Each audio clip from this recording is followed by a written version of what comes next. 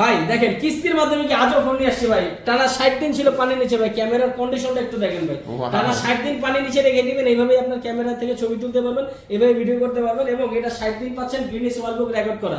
মুখের কথা বলে দিচ্ছি না ভাই যে 60 দিন মধ্যে ছিল, গিনেস ওয়ার্ল্ড বুক রেকর্ড করা আছে, টানা 60 দিন পানি নিচে এইভাবে ছিল, 100% ওয়াটারপ্রুফ পাচ্ছেন, IP69 Pro।